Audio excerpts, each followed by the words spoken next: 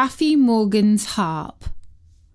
Dedicated to Lowena and Fergus.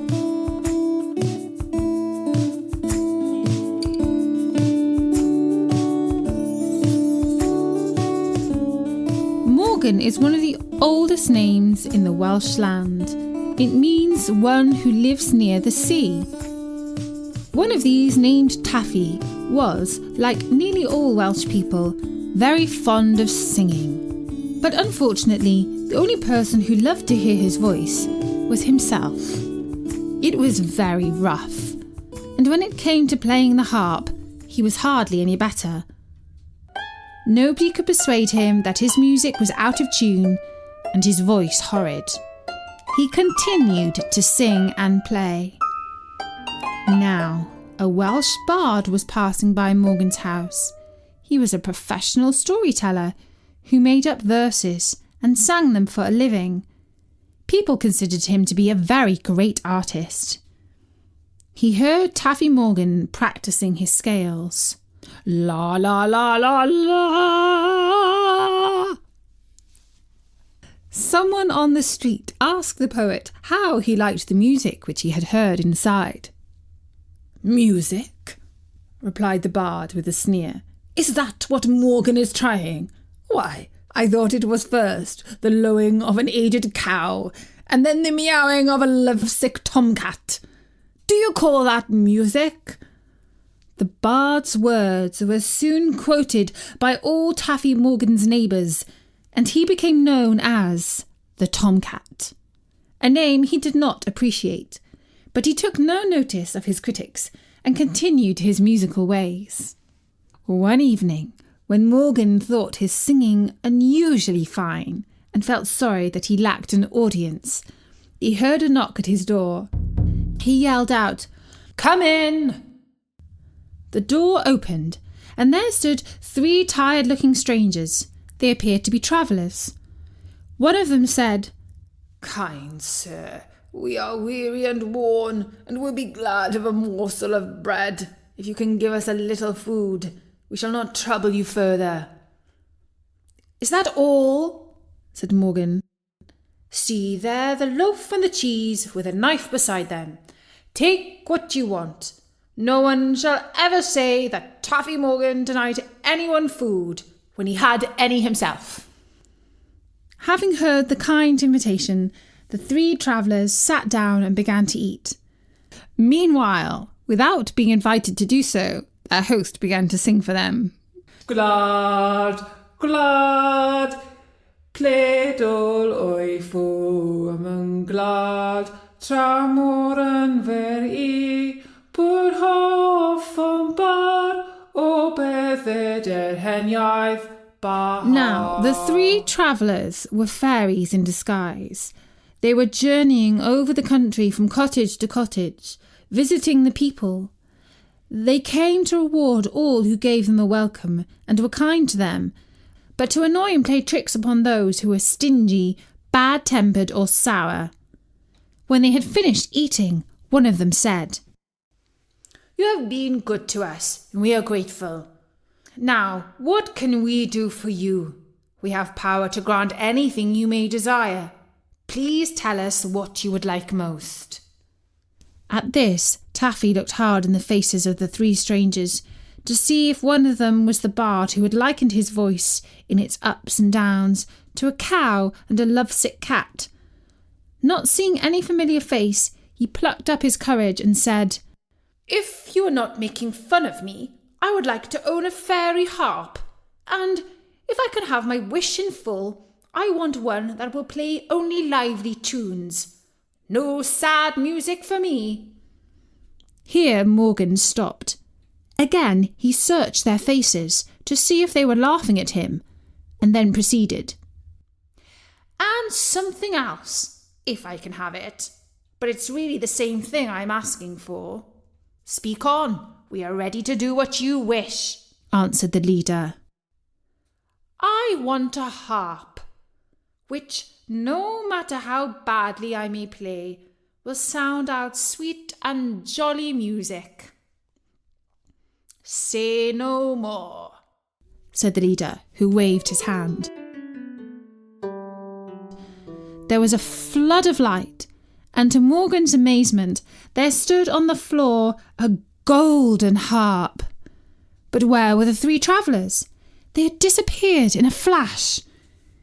He sat down back of the harp and made ready to sweep the strings.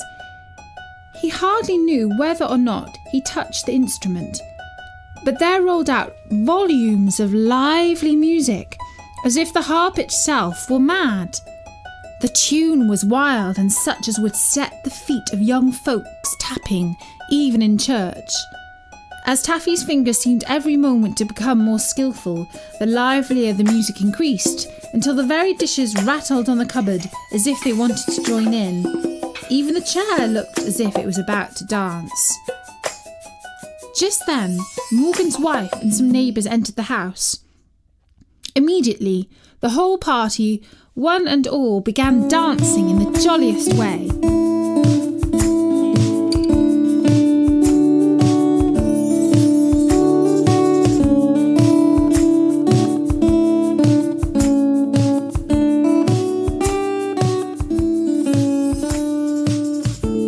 For hours they kept up the mad whirl, yet all the while Taffy seemed happier, and the women the merrier. No telegraph ever carried the news faster, all over the region, that Morgan had a wonderful harp. All the grass in front of the house was soon worn away by the crowds that came to hear and dance. As soon as Taffy touched the harp strings, the feet of everyone, young and old, began shuffling, nor could anyone stop so long as Morgan played. Even very old, lame and one-legged people joined in. Several old women, whom nobody had persuaded for years to get out of their chairs, were cured of their aches and pains. Taffy, with his harp, enjoyed both fun and fame. They partied all day and night.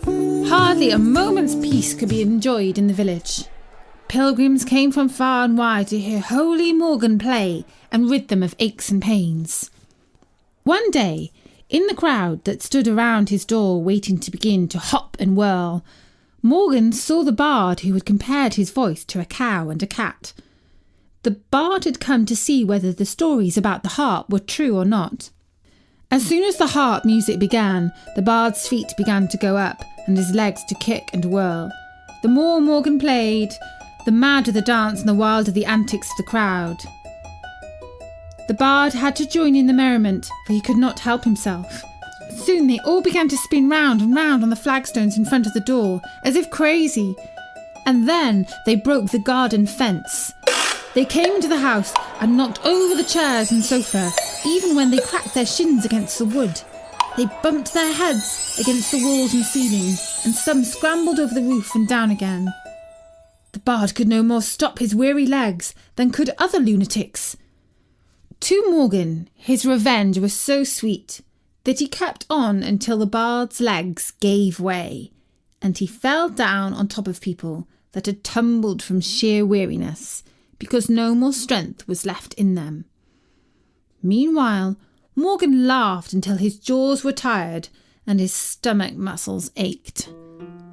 But no sooner did he take his fingers off the strings to rest them than he opened his eyes in wonder, for in a flash the harp had disappeared.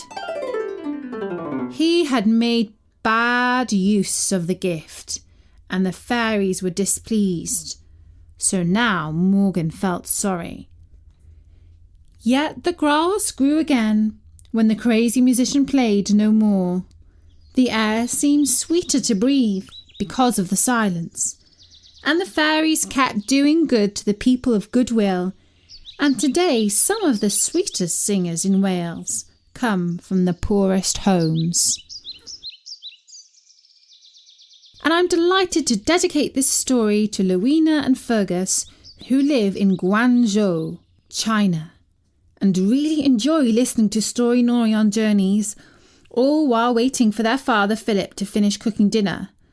They particularly enjoy the Lapis story, and also enjoyed learning about the mysterious land of Yorkshire through the secret garden. It sounded very different from South China, writes their dad.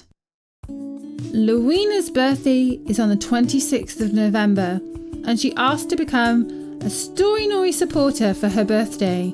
We wish you a very happy birthday, Lowena, and thank you to your family for supporting us on Patreon. We do hope you enjoy this Welsh story.